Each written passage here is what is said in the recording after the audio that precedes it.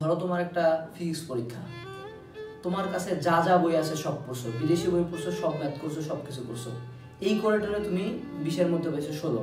তুমি আরেকটা ফ্রেন্ডকে দেখলে সে কিছুই পড়ে নাই, 18 পাইছে। তখন তোমার খারাপ লাগবে, ওকে, বাট তখন তুমি নিজেকে একটা জিনিস বলতে পারবে না, ঠিক আছে হারছি, সব করে হারছি। তুমি যখন নিজের সর্বোচ্চটা দিয়ে কোনো জায়গায় চান্স পাবা না, বা জীবনে কোনো জায়গায় ব্যর্থ হবা, কোনো জায়গায় খারাপ লাগবে, তখন যেটা তুমি নিজেকে বুঝাতে পারবে না, ঠিক আছে যা হাতে ছিল সব দিছি, সমস্যা নেই, তখন খারাপ লাগবে না। বাট যাতে দিন শেষে কোনো জায়গায় ব্যর্থ হয়ে এইটা নিজেকে কোনোদিন যাতে না বলতে হয়, ইস যদি আরেকটু পড়তাম তাহলে হয়ে যেত, এই ইস যদি আরেকটু পড়তাম যদি হয়ে যেত, এই কথাটা যে কত পেইনফুল আর কতটা তোমাকে ভিতর থেকে কুড়ে কুড়ে খাবে, একটা পর্যায়ে মনে হবে যে কান্দে মরে যায়, সুইসাইড করি, বাট তুমি কিছুই করতে পারবে না। সো যাতে নিজেকে কোনোদিন এই কথাটা বলতে না হয় যে আসলে আমি সত্যি করতে পারতাম কিন্তু করিনি, এটা যাতে কোনোদিন বলতে না হয়, তোমার উত্তর যাতে হয় যে না, আমার ক্ষমতায় যা ছিল আমি যতটুক পারতাম সব দিছি, এরপরে যা হয়েছে তা।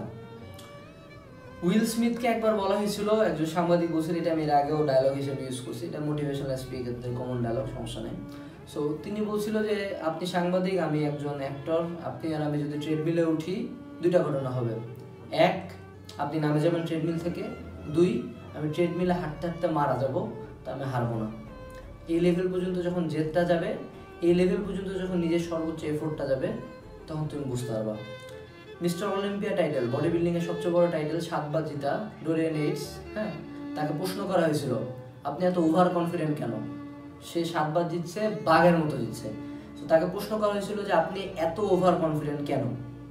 সে উত্তর দিছিল, আমি জানি যে আমি এই খেলাটাতে আমার পরিশ্রমটাতে 1 আউন্স 1 গ্রাম পরিশ্রম আর বেশি দিতে পারতাম না, আমি আমার সর্বোচ্চটা দিয়েছিলাম, এবং আমি এটা জানি যে আমার সাথে যারা কম্পিট করে তারাও খুব ভালো মতো জানে যে তারা কেউ আমার মতো পরিশ্রম করতেছে না, আমার মতো ব্যায়াম করতেছে না, আমার মতো ডায়েট করতেছে না। ওই জোনটাতে ঢুকতে হয়, ওই জোনটাতে যখন তুমি ঢুকে যাবা, তখন তুমি খুব ভালো মতোই জানো যে এই দিকে আশপাশে যতজন আছে না, এরা কেউ তোমার মতো খাটতেছে না। নিজের যখন একদম লাস্ট পর্যায় পর্যন্ত পরিশ্রমটা দিয়ে দিবা, তখন তুমি বুঝতে পারবে যে না, তুমি এবার জিতবে। ওই লেভেলটা পর্যন্ত পরিশ্রম দাও, যাতে তুমি দিন শেষে ঘুমানোর আগে যখন বিছানায় মাথাটা লাগাবা, নিজেকে বলতে পারো আজকে কি যা যা করা দরকার ছিল সব করতে পারছি, হ্যাঁ করতে পারছি, এমনি আগাও।